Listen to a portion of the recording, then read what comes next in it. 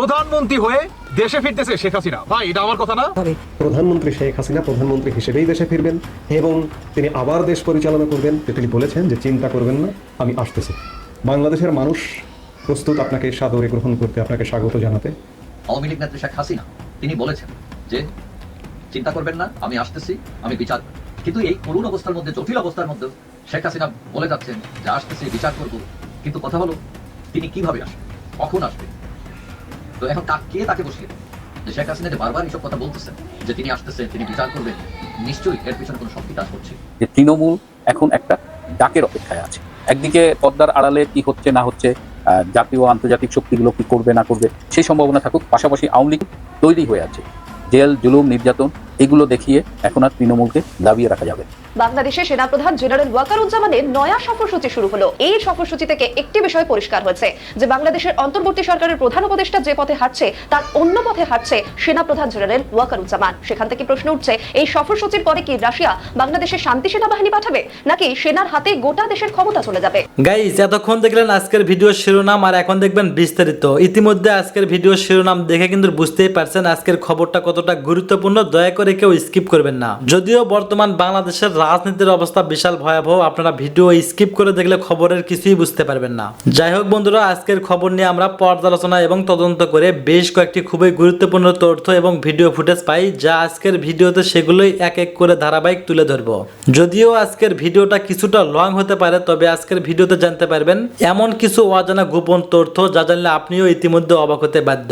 সেই সাথে আরো জানতে পারবেন বর্তমান বাংলাদেশের রাজনীতির প্রেক্ষাপট আসলে কোন দিকে যাচ্ছে। বন্ধুরা চলুন, ভিডিওতে আজকের বেশি কথা বাড়াবো না, সরাসরি আজকে আমরা চলে যাব মূল ভিডিওতে। স্বাগতম দর্শক বন্ধুরা, আপনাদের সকলকে আমি অনুপ বিশ্বাস। বাংলাদেশে ফিরে আওয়ামী লীগের কর্মী সমর্থকদের উপর হামলা এবং অত্যাচারের যে অভিযোগ, সেই সমস্ত হামলা ও অত্যাচারের বিচার করবেন তিনি। আর এই তিনিটি হলেন শেখ হাসিনা। গতকাল রাতে একটি ভার্চুয়াল আলোচনায় দলীয় কর্মীদের এরকমই আশ্বাস দিয়েছেন তিনি। এখন ওনার এই আশ্বাসটি, এই কথাটি শোনার পর নিশ্চিত আপনাদের মনে একটি প্রশ্নের উদয় হয়েছে যে শেখ হাসিনা এই যে বলছেন তিনি তার দলীয় কর্মীদের উপরে হওয়া হামলা ও অত্যাচারের সমস্ত বিচার করবেন, এটা করতে গেলে তো ভাই আগে নেত্রীকে দেশে ফিরতে হবে। তিনি দেশে ফিরবেন তবেই না এই বিচারগুলো করতে পারবেন। তাহলে বর্তমান যে অবস্থা, এই গত 8 মাসে ভারতের পক্ষ থেকে না আমরা কোনো পদক্ষেপ দেখেছি, না আওয়ামী লীগ দলের পক্ষ থেকে আমরা এমন কোনো পদক্ষেপ নিতে দেখেছি যার মাধ্যমে আমরা একটু অ্যাসিওরিটি পাবো যে শেখ হাসিনা দেশে ফিরছেন, এইভাবে তিনি ফিরছেন, অমুক সময়ের মধ্যে তিনি ফিরছেন। না ভারতের দিক থেকে, না আওয়ামী লীগের দলীয় কর্মীদের দিক থেকে, যে বড় বড় নেতা আছে তাদের দিক থেকে আমরা এরকম কোনো নিশ্চয়তা পেয়েছি। কিন্তু তবুও তিনি গতকাল রাতের ভার্চুয়াল বৈঠকে দলীয় কর্মীদের এরকমভাবে আশ্বাস দিলেন কি করে? এখন এই বিষয়ে হয়তো তারা একেবারে উপহাস করে বিষয়টাকে উড়িয়ে দেবে। তারা হয়তো বলবে যে খোদ আপনারই তো বিচার শুরু হয়ে গিয়েছে বাংলাদেশে, আপনারই বিচার চলছে, আর আপনি আমাদের বিচার করবেন বলছেন। হা হা হা হা, হাস্যকর। এটা হয়তো তাদের ভাবনা হতে পারে, কিন্তু সেটা তাদের ভাবনা, তাদেরকে ভাবতে দিন। আমাদেরকে ভাবতে হবে যে শেখ হাসিনা এই কথাগুলো বলছেন এবং বর্তমান পরিস্থিতি এই আমরা দেখতে পাচ্ছি, কিন্তু তবুও তিনি এই কথাগুলো বলছেন, তাহলে নিশ্চিত তিনি কিছু ভেবে বলছেন।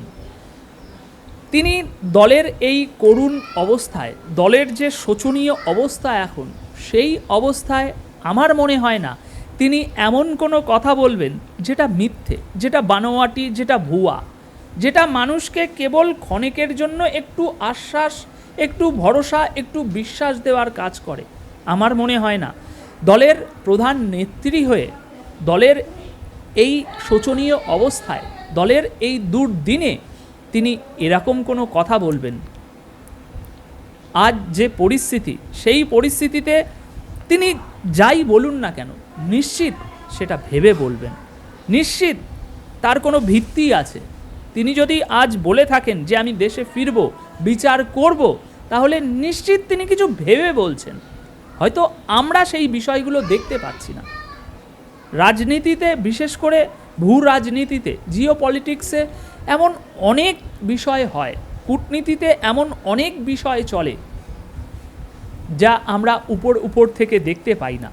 জিনিসটা ঘটে গেলে, ডেভেলপমেন্টটা হয়ে গেলে আমরা বুঝতে পারি, ও এইভাবে এটা হয়েছে, এর সাথে এটা হয়েছে, এর সাথে এটা হয়েছে, ও তাহলে এতদিন ধরে এই পরিকল্পনাটা চলছিল এবং এই পরিকল্পনার মাফিক ধীরে ধীরে ধীরে ধীরে এই পুরো ডেভেলপমেন্টটা হয়েছে। সেই ডেভেলপমেন্টটা হওয়ার পর আমরা ডটগুলো কানেক্ট করতে পারি, তার আগে পর্যন্ত নয়। তার আগে যদি আমরা কানেক্ট করে নিতে পারি, জেনে যেতে পারি, তাহলে সেই কূটনীতির কোনো মূল্য থাকে না। সুতরাং তিনি গতকাল রাত্রে ভার্চুয়াল আলোচনায় দলীয় কর্মীদের এবং দেশের সকল মানুষদের উদ্দেশ্যে, বিশেষ করে আওয়ামী লীগ সমর্থকদের উদ্দেশ্যে তিনি আরও যেসব কথা বলেছে, প্রায় 1 ঘন্টার উপরে এই আলোচনাটি হয়েছে, সেখানে তিনি বিশেষ বিশেষ যে কথাগুলো বলেছেন সেগুলো এখন আমি আপনাদের সামনে উপস্থাপন করব। কিন্তু তার আগে এই জিনিসটা আমরা একটু পরিষ্কার হয়ে নিলাম যে শেখ হাসিনা তিনি আজ বা এর আগে কিংবা আগামী দিনে যাই বলবেন, নিশ্চিত তিনি কিছু ভেবে বলছেন, নিশ্চিত তার কাছে সেরকম কোনো ভিত্তি আছে, তবেই তিনি এই কথাগুলো বলছেন। সুতরাং তার কথার উপরে আমাদেরকে এখন অটুট বিশ্বাস রাখতে হবে, বিশ্বাস হারালে হবে না এবং তাকে তার যথাযথ মর্যাদা দিয়ে আমাদেরকে স্থান দিতে হবে। দর্শক, আলোচনার একটি পর্যায়ে তিনি কর্মী সমর্থকদের উদ্দেশ্যে বলেছেন যে চিন্তা করবেন না, আমি খুব শীঘ্রই আসব।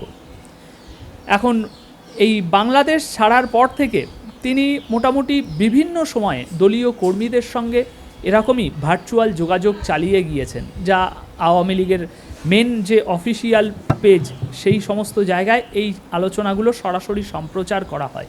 তো সেরকমই গতকাল রাতের একটি ভার্চুয়াল আলোচনায় 1 ঘন্টারও বেশি সময় ধরে এই আলোচনাটা চলেছে। আর ওই আলোচনা পর্বে তিনি দলীয় কর্মী সমর্থকদের সমস্ত সমস্যার কথা শুনছিলেন এক এক করে শেখ হাসিনা।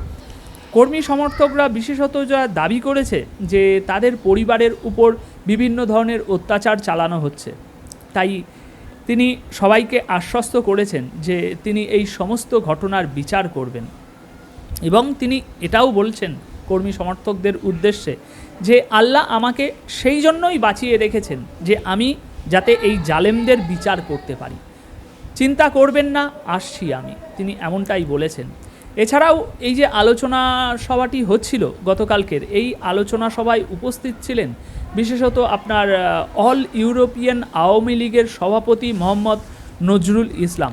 তারও দাবি যে বিচার একদিন হবে আর সেই দিনটি খুব বেশি দূরে নয়। মোটামুটি 1 ঘন্টা 11 মিনিট ধরে এই আলোচনা চলেছে। আর এই আলোচনায় আরও বিশেষ যে বিষয়গুলো উঠে এসেছে সেগুলো হচ্ছে আওয়ামী লীগ সরকারের আমলের সময় যেমনভাবে দেশ চলছিল এবং বর্তমান বাংলাদেশের পরিস্থিতি কি, সেগুলো তুলনা টেনে বিভিন্ন রকম কথাবার্তা আলোচনা হয়েছে। এছাড়াও শেখ হাসিনা যে বক্তৃতা দিয়েছে সেই বক্তৃতার একটা বড় অংশ জুড়ে তিনি ব্যাপকভাবে আক্রমণ চালিয়েছে অন্তর্বর্তী সরকারের প্রধান উপদেষ্টা মোহাম্মদ ইউনূসকে। এছাড়াও আওয়ামী লীগ নেত্রী দাবি করছেন যে আমরা আমাদের প্রতিপক্ষের সঙ্গে এমন ব্যবহার করিনি, কিন্তু সুৎখোর ইউনূস সেই একই জিনিসটা করেছে। এছাড়াও এই আলোচনায় তিনি বিশেষ আরেকটি বিষয় যা বলেছেন সেটি হলো 5ই আগস্ট পরবর্তী সময় থেকে এই জামাত শিবির জঙ্গিদের হাতে আওয়ামী লীগের যে সমস্ত নেতাকর্মীরা শহীদ হয়েছেন সেই শহীদ পরিবারের উদ্দেশ্যে তিনি বলেছেন যে আপনারা সকলে ধৈর্য ধরুন, বাংলাদেশের পরিস্থিতির কথা আমরা অ্যামনেস্টি ইন্টারন্যাশনালের মতো আন্তর্জাতিক মানবাধিকার প্রতিষ্ঠান সহ অন্যান্য আন্তর্জাতিক মঞ্চে ইতিমধ্যেই পৌঁছে দিয়েছি এবং সামনে আরও অতিরিক্তভাবে আমরা এই সমস্ত কিছু আন্তর্জাতিক আপনার মানবাধিকার সংস্থার কাছে একে একে তুলে ধরা হবে। তো মোটামুটি ওনার গতকালকের এই আলোচনায় প্রধান হাইলাইটেড যে বিষয় দুটি ছিল সেটি হলো তিনি দেশে ফিরবেন, এটা নিশ্চিত, আজ নয়তো কাল, কাল নয়তো পরশু একটা সময় তিনি দেশে ফিরবেন এবং দেশে ফেরার পর এই জামাত শিবির সহ যত রাজাকার আছে তাদের উপরে ব্যাপক হার্ডলাইনে যেতে চলেছে, তাদের বিচার তিনি করবেনই এবং তিনি দাবি করেছেন যে আল্লাহ তাআলা তাকে এই জন্যই বাঁচিয়ে রেখেছে। যদি এদের বিচার না করার হতো, এদেরই রাজত্ব কায়েম করার হতো, তাহলে 5ই আগস্টে তার জীবন চলে যেত, এমনটাই তার দাবি। তো দর্শক, এ বিষয়ে আমি আবারও আপনাদেরকে বলবো যে আশাহত হবেন না। শেখ হাসিনা আজ এই পরিস্থিতিতে যে কথাগুলো বলছে সেগুলোর প্রতি সম্পূর্ণ বিশ্বাস রাখবেন, কারণ তিনি নিশ্চয়ই কিছু ভেবে বলছেন, তিনি নিশ্চয়ই কিছু বিবেচনা করে বলছেন। তো এখন শেষ করার আগে আপনাদের মতামত জানতে চাই। শেখ হাসিনা দেশে ফিরবেন এবং সমস্ত রাজাকারের বিচার করবেন, ওনার এই বক্তব্যের উপরে আপনি কি বিশ্বাস রাখতে পারছেন? কমেন্ট বক্সে আপনার মতামত অবশ্যই জানিয়ে যাবেন। ধন্যবাদ আপনাদের সকলকে। বিভিন্নভাবে প্রমাণিত হচ্ছে মোদির বিরুদ্ধে ডক্টর ইউনূসের বিজয়। কি ঘটেছিল? রহস্য বাড়ছে, নানান প্রশ্ন এখনো সামনে আসছে। দর্শক, মোদি ইউনূস বৈঠক হয়েছে, বেশ কিছুদিন হয়ে গিয়েছে, কিন্তু সেই বৈঠকের রেশ এখনো কাটেনি। ওই বৈঠকের প্রভাব রাজনীতিতে আরও অনেক দিন থাকবে, আলোচ্য বিষয় থাকবে। নানান পার্সপেক্টিভ থেকে, নানান বিশ্লেষণে নানান বিষয় উঠে আসছে। বরং বৈঠকে কি ঘটেছিল সে সম্পর্কে এখনও নতুন নতুন তথ্য আসছে। আপনি যদি ভারতের মিডিয়ার দিকে তাকান, আপনি এক ধরনের তথ্য পাবেন, বাংলাদেশের মিডিয়ার দিকে তাকালে আর এক ধরনের তথ্য পাবেন। আবার ভারতের মুখপাত্রের দিকে তাকালে এক ধরনের তথ্য পাবেন, বাংলাদেশের মুখপাত্রের দিকে তাকালে আর এক ধরনের তথ্য পাবেন। মানে বৈঠক একটা, মনে হয় যেন বৈঠক দুইটা। বিবিসি বাংলা একটা চমৎকার রিপোর্ট করেছে, ব্যাংককে বৈঠক একটি, কিন্তু ভার্সন কেন দুই রকম। এই শিরোনামে একটা রিপোর্ট করেছে, মানে মোদি ইউনূস বৈঠক একটা হয়েছে, কিন্তু দুই পক্ষের বিশ্লেষণ শুনলে মনে হয় সম্পূর্ণ দুইটা বৈঠক। এই রিপোর্টে যেটা উঠে এসেছে, শুভজ্যোতি ঘোষ এই রিপোর্টটা করেছে দিল্লি থেকে। এর মানে তিনি ইন্ডিয়ান পার্সপেক্টিভ রিপোর্ট করবেন এটা বোঝাই যায়। কিন্তু ওই বৈঠকে যে ডক্টর ইউনূসের বিজয় হয়েছিল, ওই বৈঠকে যে চালকের আসনে ছিল ডক্টর ইউনূস, এটা এই রিপোর্টে কিছুটা হলে উঠে এসেছে। সবচেয়ে প্রাইম পয়েন্ট যেটা, যে এই বৈঠক অনুষ্ঠিত হতে পারাটাই বাংলাদেশের বিজয়, ডক্টর ইউনূসের বিজয়। বরং এই বৈঠক না হলেও মোদি হারতো, হয়েছে তাতেও হেরেছে। না হলে কি হতো, যে বাংলাদেশে আন্তরিক ছিল, তারা একগুমি করছে, এই প্রচারণাটা বাংলাদেশ ভালোভাবে চালাতে পারতো। যার ফলে আপনি দেখেছেন যে বৈঠকের বিষয়টা বাংলাদেশের পক্ষ থেকে আগেই স্বীকার করা হয়েছে এবং বলা হয়েছে আশাবাদী এই বৈঠক হবে, কনফার্মেশন দেওয়া হয়েছে। কিন্তু ভারতের পক্ষ থেকে আনুষ্ঠানিকভাবে বৈঠক হওয়ার আগে একবারও বলা হয়নি যে বৈঠক হবে। তাহলে ডক্টর ইউনূস এমনভাবে খেলেছেন যে বৈঠক হলেও তার জিত, না হলেও তার জিত। চমৎকার। তো দর্শক, বৈঠক একটা, কিন্তু ভার্সন দুই রকম। এই দুই রকম ভার্সনে আপনি যদি পিপলস পারসেপশন দেখেন, পিপলস পারসেপশন যতগুলো মিম ক্রিয়েট হয়েছে, সব দিক বিবেচনায় ডক্টর ইউনূস এগিয়ে। দেখেন, মেটিকিউলাসলি ডিজাইনড অনেক কাজ প্রফেসর ইউনূস করেছেন। আপনি যদি ডক্টর ইউনূসের হ্যান্ডশেক করার স্টাইল দেখেন, অনেকটা মিলিটারি স্টাইলে, ওইভাবে প্রফেসর ইউনূস অতীতে কখনো হ্যান্ডশেক করেনি, যেটা মোদির সাথে করেছে। মানে এটা একটা বার্তা দিয়েছে, চাপ দিয়েছে।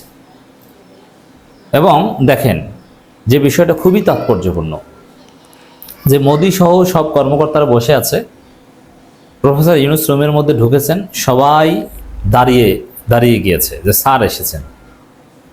বিষয়টা তো উল্টাও হতে পারতো, যে প্রফেসর ইউনূস বসে আছেন, তারপরে মোদি এসেছেন, সবাই দাঁড়িয়ে গেছেন। বিষয়টা এরকম হতে পারতো না, কিন্তু না, সেরকম কিন্তু হয়নি।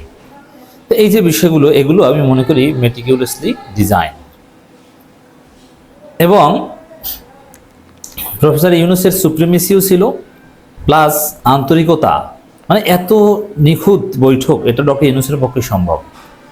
ডক্টর ইউনূস সেই মোদির দেয়া উপহারের ছবি আবার তাকে দিলেন, অন্য কিছু কিন্তু দেননি। এর মাধ্যমে ইউনূসের আন্তরিকতাও প্রমাণ করেছেন। আবার ডক্টর ইউনূসের যে ব্যক্তিত্ব, তার যে ভাব, তার যে সুপ্রিমেসি, সেটাও আগে বৈঠকের বিভিন্ন স্টাইল, কথা বলা থেকে শুরু করে বৈঠকে ঢোকার স্টাইল, এবং 20 মিনিটে বৈঠক 40 মিনিটে নেওয়া, এগুলোর মাধ্যমে প্রমাণিত হয়েছে। এই রিপোর্টটা একটু আমরা দেখি। থাইল্যান্ডের রাজধানীতে বিমস্টেক শীর্ষ সম্মেলনের অবকাশে গত শুক্রবার 4 এপ্রিল ভারতের প্রধানমন্ত্রী নরেন্দ্র মোদী ও বাংলাদেশের অন্তর্বর্তী সরকারের প্রধান উপদেষ্টা মোহাম্মদ ইউনূস মিনিট 40-এর এক বৈঠকে মিলিত হয়েছিলেন। ফ্যাক্ট বা ঘটনা বলতে এতটুকু নিয়ে কোনো বিতর্কের অবকাশ নেই, কিন্তু এরপর বাদবাকি প্রায় পুরোটাই বিতর্কিত মোড়।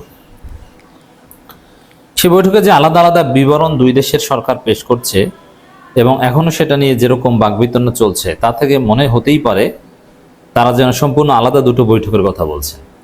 এখন কি হয়েছে, কি কথা হচ্ছে, এটা নিয়ে আলাদা আলাদা বিতর্ক চলুক, কিন্তু বৈঠক হয়েছে এবং বৈঠকের ধরন বা আমি যে কয়েকটা পয়েন্ট উত্থাপন করলাম সেই সব জায়গায় তো ডক্টর ইউনূসের বিজয় প্রমাণিত হয়েছে। বৈঠকে কি কি আলোচনা হয়েছে তা নিয়ে যেমন দুপক্ষ সম্পূর্ণ আলাদা বিষয়ের কথা জানাচ্ছে, তেমনি দুই নেতার কথাবার্তাও সম্পূর্ণ ভিন্ন ব্যাখ্যা পাওয়া যাচ্ছে দুই সরকারের মুখপাত্রের কাছ থেকে।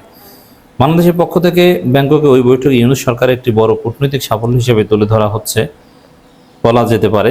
নরেন্দ্র মোদীকে দেখেন, এই শুভজ্যোতি ঘোষ সেই দিল্লি থেকে স্বীকার করছে এটা ডক্টর ইউনূস সরকারের কূটনৈতিক সাফল্য। নরেন্দ্র মোদীকে যে শেষ পর্যন্ত বৈঠকে বসাতে রাজি করানো গেছে এবং বাংলাদেশের ইস্যুগুলো সরাসরি তার সামনে তুলে ধরা গেছে, এটাকে তারা যথারীতি বড় অর্জন হিসেবেই দেখছেন। বিবিসিও এটা স্বীকার করছে, তুলে ধরতে বাধ্য হচ্ছে। অন্যদিকে ভারতের অবস্থান যেন অনেকটাই রক্ষণাত্মক। তো বাংলাদেশ অফেন্সিভ, ভারত ডিফেন্সিভ, তাহলে কার বিজয়? বাংলাদেশের বিজয়, according to BBC Bangla. Indian Subhajyoti Ghosh বলছেন। অন্যদিকে ভারতের অবস্থান যেন অনেকটা রক্ষণাত্মক। বাংলাদেশ যে সরকারের বিরুদ্ধে তার হিন্দুদের সুরক্ষা দিতে ব্যর্থ হওয়ার লাগাতার অভিযোগ করে আসছে, তাদের সঙ্গেই প্রধানমন্ত্রী মোদী কেন বিদেশের মাটিতে গিয়ে দেখা করলেন দিল্লিতে, এখন দেশের ভিতরেও সেই ব্যাখ্যা দিতে হচ্ছে। এর মানে ভারতের জনগণও মনে করে যে মোদী ডক্টর ইউনূসের কাছে হেরেছেন, মোদীর পরাজয় হয়েছে, যার ফলে ভারতের জনগণ এখন ভারতের বুদ্ধিজীবীরা বা মোদীর অনুসারীরাই তাকে ধরছেন যে আপনি কেন বৈঠক করে নাকে খত দিয়ে আসলেন। এখন এটার আবার ব্যাখ্যা দিতে হচ্ছে মোদীকে। তাহলে দর্শক, বুঝতে কোনো অসুবিধা আছে যে ডক্টর ইউনূসের বিজয় হয়েছে মোদীর বিপক্ষে? এটা প্রমাণিত হয়েছে। এবং এই দিল্লির শুভজ্যোতি ঘোষ কথা বলছে। দিল্লিতে প্রবীণ কূটনীতিক পর্যবেক্ষক সুকল্যাণ গোস্বামীর কথায় সব দেখে শুনে মনে হচ্ছে বৈঠকে সত্যিকারের আলোচনা যেটাকে বলে সেটা কমই হয়েছে। দুপক্ষ যার যা বলার সেগুলো শুধু উপস্থাপন করেছে এবং যার জন্য যেটা অস্বস্তিকর তারা সেটা পাশ কাটিয়ে গেছেন। সুতরাং আমি মনে করি দিল্লি ও দুপক্ষের জন্য এটা ছিল প্রধানতম চেক বক্সে টিক দেওয়ার এক্সারসাইজ। এটা তুলছি, এটা বলছি, ব্যাস। আর হ্যাঁ, দুটো প্রতিবেশী দেশের নেতার মুখোমুখি দেখা হওয়ার একটা আলাদা গুরুত্বই থাকে, সেই অপটিক্সটা অবশ্যই ছিল। ফলে ভারত ও বাংলাদেশের মধ্যে সর্বোচ্চ পর্যায়ে এরকম বৈঠক যে বহু বছর হয়নি তাতেও কোনো সন্দেহ নেই। যাই হোক দর্শক, আরও যেসব কথাবার্তা বা যেগুলো উঠে এসেছে, মূল কথা এটাই যে মোদী এখনও তার দেশের ভিতরে সমালোচিত হচ্ছেন যে তিনি কেন পরাজিত হয়ে আসলেন। ডক্টর ইউনূসের বিজয় প্রমাণিত হয়েছে। কে জিতেছে কে হেরেছে এর আগে যত ব্যাখ্যা শুনেছেন সেগুলো তো যার পক্ষে তার ব্যাখ্যা। যেমন বাংলাদেশে আওয়ামী লীগ এবং বিএনপির লোকজন বলেছে মোদী জিতেছে। আপনি যদি বিএনপির প্রকৃত বা বিএনপির ইউটিউবার বিএনপির যারা বিশ্লেষক তাদের বক্তব্য, ডাক্তার জাহিদ টেক তাদের বক্তব্য শুনেন, স্পষ্ট যে ইনিয়ে বিনিয়ে বোঝানোর চেষ্টা করেছেন যে মোদী জিতেছে। যদিও শেষে একটা মন্তব্য বলেছেন এটা ডক্টর ইউনূস, ওটা জনরোষের ভয় বলেছেন, কিন্তু যুক্তি যা দেওয়ার আগেই দিয়েছেন যে মোদীর জিত। কেন আবু সাইদের ছবি দিলেন না, ছবি দিতে সাহস পানি, নানান কথাবার্তা বলেছে। তো আওয়ামী লীগ বিএনপি তো বলবে যেহেতু তারা ভারতের পক্ষে যে মোদী জিতেছে, আর আমরা যারা ডক্টর ইউনূসের পক্ষে আমরা বলেছি যে ইউনূস জিতেছে। কিন্তু বিবিসি বাংলা বা ইন্টারন্যাশনাল মিডিয়া এবং ভারতের জনগণ এবার মোদীকে ধরছে। এর মাধ্যমে চূড়ান্তভাবে প্রমাণিত হয়েছে যে মোদী হেরেছে, ডক্টর ইউনূস জিতেছে। আসসালামু আলাইকুম রহমতুল্লাহি ওয়া বারাকাতুহু। সম্মানিত দর্শক, পরবর্তী সংসদ নির্বাচন ডিসেম্বর মাসে হবে। বিএনপি এভাবেই এগুচ্ছে এবং বিএনপি এটাকে একটা জিদ হিসেবে নিয়েছে, জীবন মরণ সমস্যা হিসেবে নিয়েছে এবং বিএনপি স্পষ্টতই বুঝতে পারছে যে 2025 সনের ডিসেম্বর মাসের মধ্যে যদি তারা নির্বাচন আদায় করতে না পারে, এই রাজনীতিতে তারা অ্যাবান্ডেন্ট হয়ে পড়বেন। 1 2 নম্বর হলো যে সরকার যদি জাতীয় সংসদ নির্বাচনের আগে ছলে বলে কৌশলে যে কোনোভাবে স্থানীয় সরকার নির্বাচন করা শুরু করে দেয় এবং সফল হতে পারে, তাহলে বিএনপির নৈতিক পরাজয় ঘটবে। এবং স্থানীয় সরকার নির্বাচন একটা জটিল প্রক্রিয়া। এই প্রক্রিয়াতে সরকার ইচ্ছে করলে, চালাকি করলে প্রায় 2 বছর ধরে ধরে ধীরে ধীরে এই নির্বাচন তারা চালিয়ে নিতে পারে। ফলে স্থানীয় সংসদ মানে স্থানীয় সরকার নির্বাচন এবং জাতীয় সংসদ নির্বাচন এই দুটোর আবহাওয়া এবং পরিবেশ সম্পূর্ণ আলাদা। যদি স্থানীয় সরকার নির্বাচনের উৎসব শুরু হয়ে যায়, দামামা শুরু হয়ে যায়, তাহলে মানুষ আর সংসদ নির্বাচনের কথা সহজে মুখে আনবে না। 2 নম্বর হলো যে স্থানীয় সরকার নির্বাচনে যারা নির্বাচিত হবেন তারা চেয়ারম্যান, মেম্বার, পৌরসভার মেয়র, সিটি কর্পোরেশনের মেয়র সঙ্গত কারণেই মন্ত্রণালয়ের অধীনস্থ হয়ে পড়বেন। অনেকে টিউনো সাহেবের অধীনস্থ হবেন, মানে ইউনিয়ন নির্বাচন। তারপরে অনেকে মানে ডিসি সাহেবের নিয়ন্ত্রণাধীন হয়ে পড়বেন, অনেকে মন্ত্রণালয়ের সেক্রেটারি সাহেবের নিয়ন্ত্রণাধীন হয়ে পড়বেন এবং সরকারি কাজকর্ম করার, তার দপ্তর চালানোর জন্য তারা সরকারের বি টিম হিসেবে সবসময় কাজ করবেন। এবং এই যে প্রক্রিয়াটি বা স্থানীয় সরকারকে শক্তিশালী করার নামে সেই তাদেরকে হাত করে দীর্ঘদিন ক্ষমতায় থাকার যে প্রক্রিয়া আইয়ুব খান শুরু করেছিলেন, ঠিক সেম কাজটি জিয়াউর রহমান সাহেব করেছেন। একই কর্ম হোসেন মোহাম্মদ এরশাদ সাহেব করেছেন। তো কাজেই এই জমানাতে যদি ডক্টর মোহাম্মদ ইউনূস এই কাজটি করেন, তাহলে তার ভবিষ্যৎ কী হতে পারে, তার উদ্দেশ্য কী হতে পারে, এটা বিএনপি বুঝে এবং তার বোঝার যথেষ্ট ক্ষমতা আছে। তো এই কারণে একটি জাতীয় সংসদ নির্বাচনকে অনিবার্য করতে এবং এটি নির্দিষ্ট সময়ের মধ্যে আদায় করার জন্য বিএনপি রীতিমতো কোমরে গামছা বেঁধে নেমেছে। এ কাজের জন্য তারা দরকার হলে আন্দোলন করবে, রাজপথ কাঁপাবে, হরতাল করবে, যা হয় আন্দোলনের ময়দান। এবং ডক্টর মোহাম্মদ ইউনূস সরকারকে দরকার হলে তারা পরিবর্তন করবে এবং ইউনূস সরকারের সঙ্গে ধাক্কাধাক্কি করবে এবং ইউনূস সরকারের যারা আপনজন রয়েছে তাদের সঙ্গে মারামারি করবে, কিন্তু ডিসেম্বরের মধ্যে তাদের নির্বাচন করতেই হবে। তো এটা বিএনপির সঙ্গে যারা সংশ্লিষ্ট রয়েছেন, ঘনিষ্ঠ রয়েছেন, তারা সবাই জানেন। দ্বিতীয় যে বিষয়টি সেটি হলো কারা বিএনপির মনোনয়ন পেতে যাচ্ছেন জাতীয় সংসদ নির্বাচনে। বিএনপি গত বছর যেটা করেছিল, 2018 সনে যেটা করেছিল, গত বছর নয়, বিগত দিনে। তো সর্বশেষ নির্বাচনে তারা 2 জন, 3 জন, 4 জন করে মনোনয়ন দিয়েছে।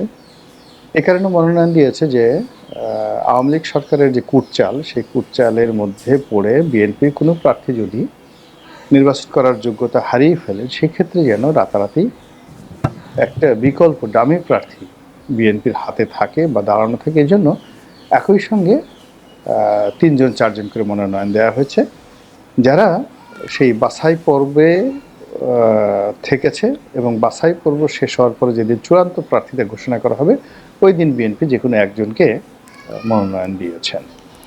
তো সেই যে 2018 সনের রাতের ভোটের নির্বাচনে বিএনপি 300 জন সংসদ সদস্য প্রার্থী ছিলেন বটে, কিন্তু তার বিপরীতে কম করে হলেও 2000 ব্যক্তিকে মনোনয়ন দেওয়া হয়েছিল।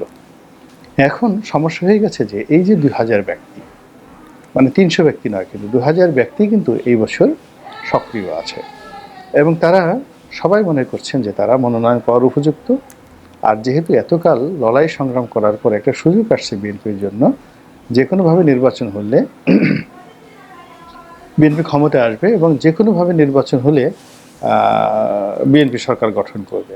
কাজেই এরকম একটা মোক্ষম সময়ে তারা কোনো অবস্থাতেই একটা রাজনৈতিক সুযোগ তারা হারাতে চান না। তো এর ফলে কি হলো, বিএনপির এমপি প্রার্থী হওয়ার জন্য, মনোনয়ন পাওয়ার জন্য একেবারে আগস্ট মাসের 10 তারিখ থেকেই লন্ডন দৌড়াদৌড়ি, লন্ডনে টেলিফোন, তারপরে বিএনপি অফিসে নিয়মিত হাজিরা, বিএনপির বড় বড় নেতাদের পিছনে চেষ্টা তদবির, সবাইকে রাজি খুশি করানোর জন্য যা হয় সব কিছু করা হচ্ছে। এবং এটা কোন পর্যায়ে যেতে পারে, যার একটা ছোট্ট উদাহরণ দিলে বুঝতে পারবেন। আওয়ামী লীগের সময়টিতে একবার ইউনিয়ন নির্বাচন হলো প্রতীকে। তো বিএনপির যারা ইউনিয়নের চেয়ারম্যান প্রার্থী তারা তো ধানের শীষ নিয়ে নির্বাচন করবে, আওয়ামী লীগের যারা তারা নৌকায় নির্বাচন করবে। তো ধানের শীষের প্রতীক পাওয়ার জন্য হাজার হাজার চেয়ারম্যান প্রার্থী তারা ঢাকায় এসে অপেক্ষা করতে থাকবে, টাকা নিয়ে পয়সা নিয়ে। নেতাদের মানে বিএনপির যারা ওই বিএনপির অফিসের যারা লোকজন ওই সময়টিতে যে মনোনয়ন বাণিজ্য করেছে, ওই মনোনয়ন বাণিজ্যের সঙ্গে আর কোনো মনোনয়ন বাণিজ্য ভবিষ্যতে হবে কিনা সন্দেহ। তো সেই চেয়ারম্যান প্রার্থীরা শুধুমাত্র ধানের শীষ প্রতীকটি নেওয়ার জন্য, একটা চিঠি নেওয়ার জন্য সর্বোচ্চ আত্মত্যাগ করেছে, তাদের সব কিছু বিলিয়ে দিয়েছে কেন্দ্রীয় নেতাদের প্রতি। কিন্তু তারপরে তারা অনেকে মানে টাকা নিয়েছে, নেতারা হয়তো 10 জনের কাছ থেকে মনোনয়ন দেবেন একজন। তো রাতারাতি যদি সিদ্ধান্ত দিয়ে ফেলেন তাহলে তো হয় না। এই জন্য সেই 10 জনকে তারা শেষ ক্ষণ পর্যন্ত তারা ঘুরিয়েছে এবং সবার কাছ থেকে তারা টাকা নিয়েছে। কথার কথা, জাস্ট আমি এটাকে অভিযোগ করছি না, কিন্তু আমি যেটা বলতে চাচ্ছি যে ওই সময়টিতে বিএনপি যারা প্রার্থী তারা এতটা যাকে বলা হয় মানসিকভাবে দৈন্যতার মধ্যে পড়েছিলেন যে এক প্রার্থী তিনি এসে 15 দিন যাবত ঢাকাতে আছেন, রোজ বিএনপি অফিসে যান, সবাইকে তদবির করেন, সবার কাছে দোয়া চান, সবাই যে যা চায় তাই দেন। তো বিএনপির চেয়ারপারসনের অফিস ঝাড়ু দিতেন এক মহিলা খালা ছিলেন, এখন আছেন কিনা জানি না। তো এক চেয়ারম্যান প্রার্থী সেই খালাকে সালাম করলেন, মানে পা ধরে সালাম করলেন, তাকে কিছু টাকা দিলেন এবং বললেন যে খালা আপনি আমার জন্য একটু দোয়া করেন। এর কারণ হলো সে ওই হোটেলে থাকেন আর সারা বিকেল ওই লেকের পাড়ে গিয়ে, গুলশান লেকের পাড়ে গিয়ে বসে থাকেন একটা ভালো সংবাদ আসে কিনা। তো এইরকম এই জমানাতেও মানে বিএনপির যে এমপি প্রার্থী যারা মনোনয়ন লাভের জন্য তারা কিন্তু সর্বোচ্চ যে যেটা পারছে, যে মারামারি করতে পারছে মারামারি করছে, যে চাঁদাবাজি করা দরকার চাঁদাবাজি করছে, যে থানা পুলিশ নিয়ন্ত্রণ করার তা করছে, যে লন্ডন যেতে পারছে সে তারেক রহমান সাহেবের কাছে যাচ্ছে, যে বেগম জিয়াকে পাচ্ছে তাকে ম্যানেজ করার চেষ্টা করছে।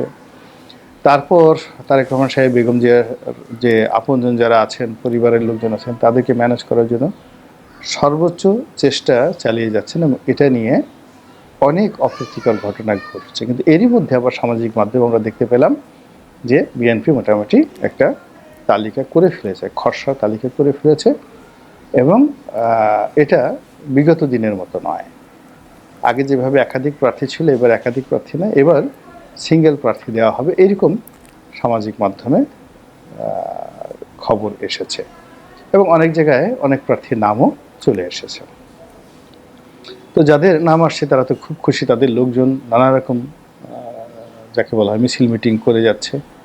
আবার বিএনপির একজন প্রেসিডেন্ট মেম্বার তিনি বলার চেষ্টা করছেন যে বিএনপি এবার চমক দেখাবে, মিস্টার টুকু, ইকবাল মাহমুদ টুকু।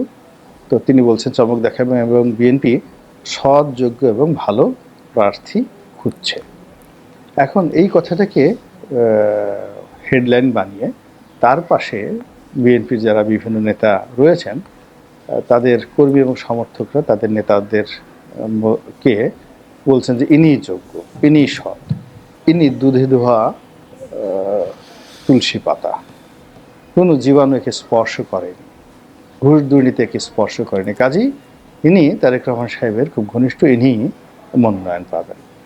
এই গেল। 2 নম্বর হলো যে এই সামাজিক মাধ্যমে রীতিমতো বিপ্লবের ডাক শুরু হয়েছে এবং প্রত্যেকটা নেতাকর্মী তাদের পছন্দের মানুষকে এমপি বানানোর জন্য, বিএনপির এমপি বানানোর জন্য তারা নানা রকম প্রচার এবং প্রোপাগান্ডা চালিয়ে যাচ্ছেন।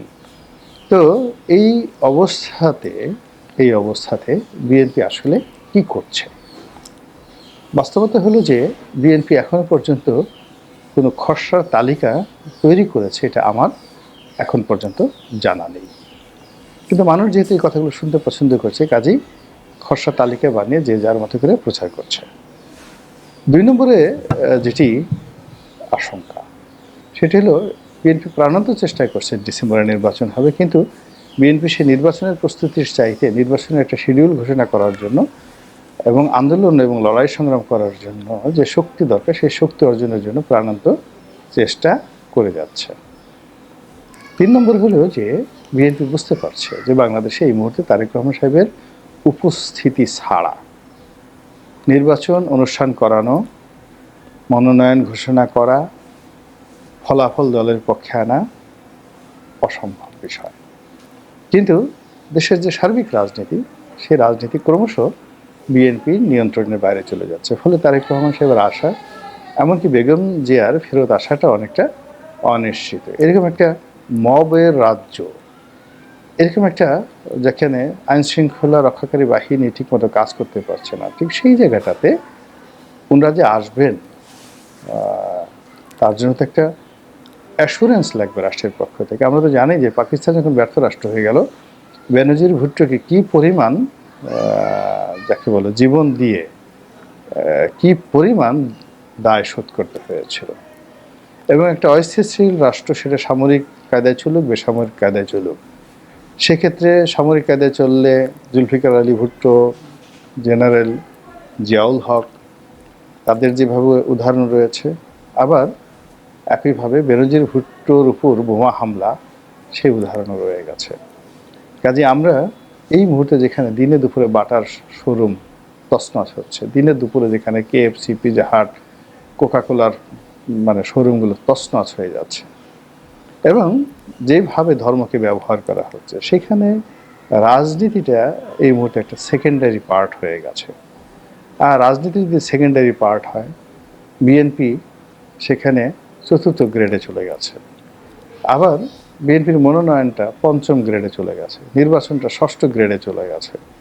আমাদের দৈনন্দিন জীবনে যে সমস্যাগুলো, এই সমস্যাগুলোর মধ্যে যদি নির্বাচনটা 6 নম্বর গ্রেডের মধ্যে থাকে প্রায়োরিটির ভিত্তিতে, তো সেটা যে সময় আছে সেখানে ডিসেম্বরের মধ্যে কিভাবে নির্বাচন হবে আমি এটা বুঝতে পারি না। আর যারা এই প্রার্থীর তালিকা প্রকাশ করে যারা নাচানাচি করছেন, নিজেদেরকে প্রার্থী ঘোষণা করে যারা শক্তিমত্তা প্রদর্শন করছেন, এটা তাদের এক ধরনের উত্তেজনা, ব্যক্তিগত আনন্দ, হয়তো তাদের অন্য কোনো কাজ নেই, তারা করছেন। এটি নিয়ে আমি আপত্তি করার কিছুই দেখি না। মহান আল্লাহ আমাদের সবাইকে হেদায়েত দান করুন এবং হেফাজত করুন। আসসালামু আলাইকুম ওয়া রাহমাতুল্লাহি ওয়া বারাকাতুহু। ধন্যবাদ প্রিয় দর্শকবিন্দু, আমাদের ফুল ভিডিওটি দেখার জন্য আপনাকে জানাই অসংখ্য অসংখ্য ধন্যবাদ। তো বন্ধুরা, ইতিমধ্যে আমাদের ফুল ভিডিওটি দেখে আপনারা বুঝতে পারছেন আজকের ভিডিওটা কী নিয়েছিল এবং কী টাইটেল এবং কী থাম্বনেল ছিল, এটা কিন্তু আপনারা ইতিমধ্যে বুঝতে পারছেন। এই সমস্ত বিষয় নিয়ে আপনাদের কী মন্তব্য অবশ্যই কমেন্ট বক্সে কমেন্ট করতে ভুলবেন না। আর হ্যাঁ, এমন নিত্য নতুন আপডেট খবর সবার আগে পেতে চাইলে এখনই আমাদের এই পিচ্চি সাকিব ইউটিউব চ্যানেলটি কিন্তু সাবস্ক্রাইব করতে ভুলবেন না। বন্ধুরা, ভিডিওতে আমরা নিজস্ব কোনো কথা বলা হয় না, যা কিছু দেখছেন, যা কিছু শুনছেন, সব কিছু কিন্তু সোশ্যাল মিডিয়া থেকে নিয়ে সংগ্রহ করা। ধন্যবাদ।